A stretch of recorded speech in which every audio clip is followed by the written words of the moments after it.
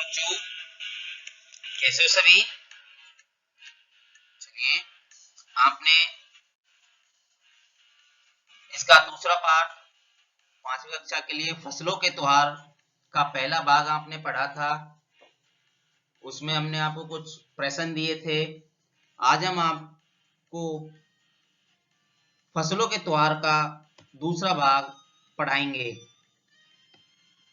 इससे पहले हमने आपको पहले कुछ काम दिया था, जो 10 प्रश्न दिए थे उनको अभी देखते हैं। तो चलिए पहले उन प्रश्नों को देख लेते हैं। पहला प्रश्न था, इसमें किस मौसम की बात कही गई है? उत्तर है, इसमें सर्दी के मौसम की बात कही गई है। दूसरा प्रश्न था, दादी के बाल कैसे दिख रहे थे? उत्तर था इसका, दादी के बाल सफेद रुई जैसे दिख रहे थे। प्रश्न 3, दीदी को क्या पसंद नहीं था? उत्तर, दीदी को चूड़ा दही और खिचड़ी पसंद नहीं थी। प्रश्न 4, गया किस राज्य में है? इसका उत्तर था, गया बिहार राज्य में है। प्रश्न 5, भारत में कब फसलों के त्योहार मनाया जाता है? उसका उत्तर था, भारत में जनवरी माह में फसलों का त्योहार मनाया जाता है। जिन बच्चों ने हमारी पहला भाग नहीं देखा वो पहले भाग को देखें, फिर इन प्रश्नों के उत्तर करें। प्रश्न 6 था, मकर संक्रांति किन किन राज्यों में मनाई जाती है? इसका उत्तर था, मकर संक्रांति उत्तर प्रदेश, बिहार और मध्य प्रदेश राज्य में मनाई जाती है। प्रश्न 7, झारखंड का मुख्य त्योहार क्या है? इसका आंसर था, झारखंड का मुख्य त्योहार सरहुल है। प्रश्न 8, सरहुल के दिन किस पेड़ की पूजा होती है? उसका उत्तर था, सरहुल के दिन साल पेड़ की पूजा होती है। प्रश्न 9 था, पंजाब का फसल त्योहार कौन सा है? इसका उत्तर था, पंजाब का फसल त्योहार लोहड़ी है। प्रश्न 10, खिचड़ी क्या है? उत्तर था, खिचड़ी चावल और दाल से बना व्यंजन होता है। तो ये थे हमारे, जो हमने आपको पहला भाग कराया था उसके कुछ प्रश्न उत्तर थे। अब हम दूसरा भाग शुरू करते हैं, जिसको अब आज हम पढ़ेंगे। पहले हमने आपको कुछ राज्यों के बारे में बताया था, तो उसी से शुरू करते हैं। हम बात कर रहे थे झारखंड में सरहुल त्योहार की। उस सरहुल के दिन जो वहां के जनजाति लोग हैं वो साल एक पेड़ है उसकी पूजा करते हैं और बहुत ही खुशनुमा अपने त्योहार को मनाते हैं। जो स्त्री और पुरुष हैं वो दोनों ही ढोल मंजीरे अपने गले में लेकर रात भर नाचते गाते हैं। तो चलिए अब शुरू करते हैं हम। वो जो स्त्री और पुरुष थे वो ढोल और मंजीरे लेकर गाने लगते हैं। तो चारों ओर फैली हुई छोटी छोटी घाटियां होती हैं धरती और पहाड़ से, जो बीच का जो रास्ता होता है वो घाटियां होती हैं। लंबे लंबे साल के वृक्ष, जो साल के जो वृक्ष हैं वो पर्वत इलाकों में मिलते हैं। जंगल और वहीं आसपास बसे छोटे छोटे गांव, लिपे पुते करीने से बुहारे और सजाए गए अपने घरों के सामने लोग एक पंक्ति में कमर में बाहें डालकर नृत्य करते हैं। जी, हम बात कर रहे हैं अभी झारखंड राज्य की। तो यहाँ पर लोग क्या करते हैं, एक पंक्ति में कमर में बाहें डालकर नृत्य करते हैं। अगले दिन वह नृत्य करते हुए घर घर जाते हैं और फूलों के पौधे लगाते हैं। घर घर से चंदा मांगने की भी प्रथा है। इनका एक मुख्य इनकी प्रथा है कि वो क्या करते हैं, घर घर जाके चंदा मांगते हैं। पर चंदे में मालूम है क्या मांगते हैं? क्या मांगते हैं वो? मुर्गा, चावल और मिश्री, ये 3 चीजें चंदे में मांगते हैं। फिर चलता है खाने पीने और खेलों का दौर। तीसरे दिन जाकर पूजा होती है जी। यहाँ पर कितने दिन होती है? तीसरे दिन जाके, जिसके बाद लोग अपने कानों में सरई का फूल पहनते हैं। सरई एक प्रकार का फूल है जिसको अपने कानों में वो पहनते हैं। इसी दिन से वसंत ऋतु की शुरुआत मानी जाती है। धान की भी पूजा होती है। धान जो होता है चावल,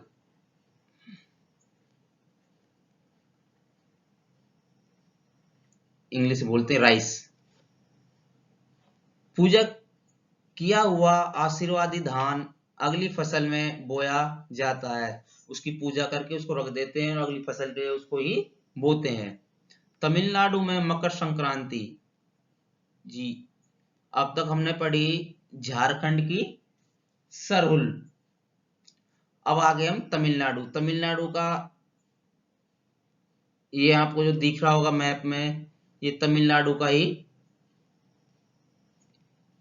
भाग है। मकर संक्रांति या फसलों से जुड़ा त्योहार पोंगल है जी। इसका मुख्य त्योहार क्या है? पोंगल। तमिलनाडु का मुख्य त्योहार है पोंगल। इस दिन खरीफ की फसलें चावल, अरहर आदि कटकर घरों में पहुंचती है। हमारे पास 2 फसल होती हैं, एक खरीफ और एक रबी। खरीफ की वो फसलें होती हैं जो गर्मी में कटती हैं और रबी की वो फसलें होती हैं जो सर्दी में कटती हैं। लोग नए धान कूटकर चावल निकालते हैं। जब चावल के ऊपर कवर होता है उसको धान कहते हैं, और धान से जब हम कवर निकाल देते हैं उसको चावल कहते हैं। हर घर में मिट्टी का नया मटका लाया जाता है जिसमें नए चावल, दूध और गुड़ डालकर उसे पकाने के लिए धूप में रख देते हैं। नए मटके में गुड़ डालते हैं, चावल डालते हैं, दूध, और उनको धूप में रख देते हैं। हल्की हल्दी शुभ मानी जाती है, इसलिए साबुत हल्दी को मटके के मुंह, कैसी हल्दी? साबुत हल्दी, मटके के मुंह के चारों ओर बांध देते हैं। यदि मटका दिन में 10:30-12 बजे तक धूप में रखा जाता है, सुबह 10:30 से 12 बजे तक इसको ध्यान रखते हैं, धूप में रखते हैं। जैसे ही दूध में उफान आता है और दूध चावल मटके से बाहर गिरने लगता है तो पोंगला पोंगल, पोंगला पोंगल, यानी खिचड़ी में उफान आ गया के स्वर सुनाई देते हैं। दूसरी ओर गुजरात में पतंगों के बिना, जी हमने बात की थी तमिलनाडु का पोंगल त्योहार था जो। अब बात करते हैं गुजरात। गुजरात भारत के इस नक्शे पर आपको गुजरात मिल जाएगा। गुजरात में पतंगों के बिना तो मकर संक्रांति का जश्न अधूरा ही माना जाता है। इस दिन आसमान की ओर यदि नजर उठाएं तो शायद हर आकार और रंग बिरंगी रूप की पतंगे आकाश में लहराती हुई मिलेंगी। प्रत्येक गुजराती, चाहे वह किसी भी धर्म, जाति या आयु का हो, पतंग उड़ाता है जी। गुजरात का जब ये त्योहार आता है तो उसमें कोई भी धर्म, कोई भी जाति और किसी भी उम्र का जो व्यक्ति है वो वहां पर पतंग उड़ाता है। हजारों लाखों पतंगों से सूरज ढक जाता है। पतंगें इतनी होती हैं कि आपको वहां पर सूरज की रोशनी दिखाई नहीं देगी, पतंगे उनको ढक लेती हैं।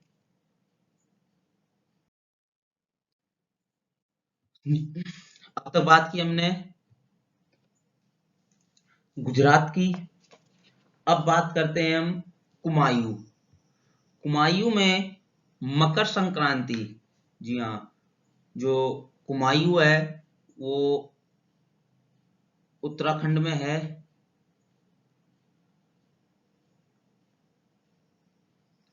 मकर संक्रांति को घुघुतिया भी कहते हैं। उत्तराखंड में ये एक कुमायूं जगह है जो वहां पर मकर संक्रांति है, उसको घुघुतिया भी कहते हैं। इस दिन आटे और गुड़ को गूंथकर पकवान बनाए जाते हैं। इन पकवानों को तरह तरह के आकार दिए जाते हैं, जैसे डमरू का आकार, तलवार का आकार, दाडिम का फूल, इस प्रकार के उनको बनाए जाते हैं। पकवानों को तलने के बाद एक माला में पिरोया जाता है। जब पकवान बन जाते हैं तो उनको एक माला में पिरोया जाता है। माला के बीच में संतरा और गन्ने की गंडेरी, गन्ना होता है शुगर केन, गन्ने की गंडेरी को, गन्ने को काटते हैं तो उसको गंडेरी बोलते हैं, पिरोई जाती है। यह काम बच्चे बहुत रुचि और उत्साह के साथ करते हैं। सुबह बच्चों को माला दी जाती है। बहुत ठंड के कारण, जी हाँ, जैसा कि हमने आपको बताया कि जितने भी ये त्योहार हैं जनवरी में होते हैं, और जनवरी में हमारे पास क्या होती है, सर्दी होती है। तो ठंड के कारण पक्षी पहाड़ों से चले जाते हैं। उन्हें बुलाने के लिए बच्चे इस माला से पकवान तोड़ तोड़ कर पक्षियों को खिलाते हैं और गाते हैं, कोवा आओ गुकुत आओ ले कोवा बड़ो, मैं के दे जा सोने की घड़ो, खा ले पूरी मैं के दे जा सोने की छुरी। तो क्या गाते हैं, कोवा आओ गुकुत आओ ले कोवा बड़ी, मैं के दे जा सोने की घड़ी, खा ले पूरी मैं के दे जा सोने की छुरी। इसके साथ ही जिस चीज की कामना, कामना मतलब इच्छा, विश, चाहना, वह मांगते हैं, है न। किसने अलग अलग अंदाज मकर संक्रांति को मनाने के।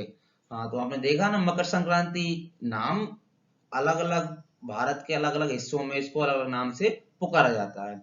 तो है ना कितना अलग अलग अंदाज मकर संक्रांति को मनाने के। कहीं दूध, चावल और गुड़ की खीर बनती है, तो कोई 5 प्रकार के नए अनाज की खिचड़ी बनाते हैं। कहीं कहीं लोगों का सैलाब, नदी सैलाब होता है, बहुत ज्यादा लोग होते हैं तो सैलाब कहते हैं, ए नंबर ऑफ पीपल्स, नदी में स्नान के लिए उमड़ जाते हैं। लोग ठंड में ठिठुरते रहते हैं, पर बर्फीले पानी में कम से कम एक डुबकी तो जरूर लगाएंगे। हाल यह होता है कि इन जगहों पर तिल रखने की भी जगह नहीं होती। ये इनका मकर संक्रांति में जो मुख्य माना जाता है वो तिल होता है, लेकिन वहां पर इतनी भीड़ होती है कि आप वहां पर तिल रखने की जगह भी नहीं होगी, यानी आपको वहां पर बिल्कुल भी जगह नहीं मिलेगी। तिल से याद आया, मकर संक्रांति के दिन पानी में तिल डालकर स्नान करते हैं। हाँ, क्या क्या करते हैं, मकर संक्रांति के दिन पानी में तिल डालकर स्नान करना, ये क्या है, इनका मुख्य है। तिल दान करना, पानी में तिल डालकर स्नान करते हैं, तिल दान करते हैं, आग में घी डालते हैं। तिल के पकवान बनाना विशेष महत्व रखता है। तुम्हारे घर या इलाकों में इस त्योहार को कैसे मनाया जाता है? इसे खिचड़ी, आपके जो राज्य है या जगह है वहां पर उसको क्या बोलते हैं, खिचड़ी बोलते हैं, पोंगल बोलते हैं, मकर संक्रांति बोलते हैं, या कुछ और कहाँ जाता है, या तुम फसलों से जुड़े कोई और त्योहार मनाते हो? यदि तुम आपस में बात करो तो तुम्हें यह जानकर हैरानी होगी कि कई बार एक ही इलाके में रहने वाले लोग भी इस त्योहार को अलग अलग ढंग से मनाते हैं।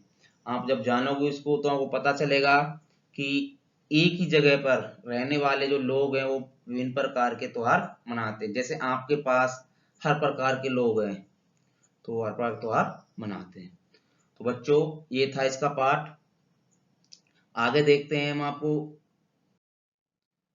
आपको चित्र के द्वारा समझाते हैं कि आपने अब तक कहाँ क्या देखा। इस चित्र में देखिए, आपको मकर संक्रांति है या तिल संक्रांति है, उसको कहाँ कहाँ मनाते हैं।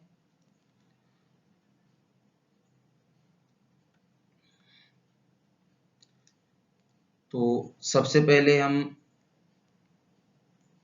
देखते हैं उत्तर प्रदेश। यहाँ पर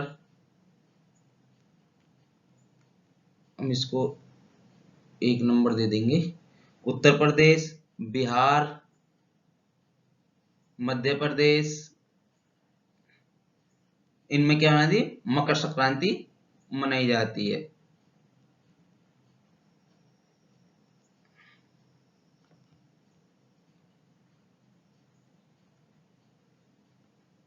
ये नंबर 1 वाले जो राज्य में मकर संक्रांति मनाई जाती है। असम में बिहू, आपका असम, यहाँ पर क्या मनाया जाता है, बिहू। केरल में ओणम, केरल आपका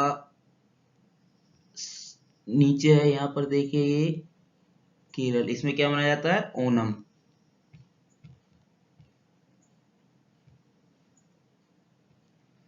तमिलनाडु में पोंगल, तमिलनाडु ये है, यहाँ मनाया जाता है आपका पोंगल। इसे साथ में आप यहाँ देख सकते हो, ये वाला, ये तमिलनाडु का हिस्सा है। पंजाब में लोहड़ी, पंजाब यहाँ पर आपको क्या मनाते हैं, लोहड़ी, जो आपका ये वाला हिस्सा है पंजाब का, ये वाला। इसके बाद झारखंड, झारखंड मनाते हैं सरहुल, इस वाले हिस्से में को क्या बनाते हैं, इसको सरहुल बोलते हैं।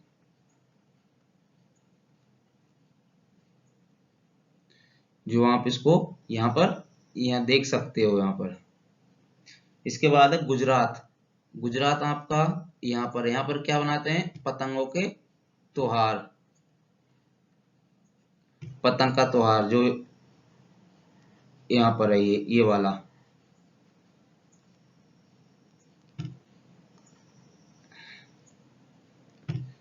इसके बाद है,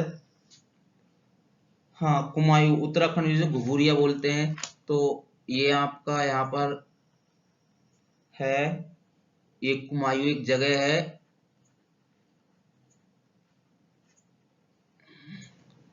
जहां पर हमारा ये त्योहार मनाया जाता है, जो घुघुतिया कहते हैं।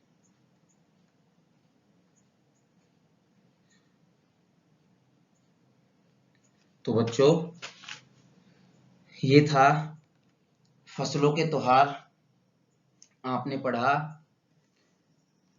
और विभिन्न राज्यों में इस त्योहार को किस नाम से जाना जाता है, यहाँ पर आपको एक दूसरा मैप दिया गया है, जो ये मानचित्र दिया गया है,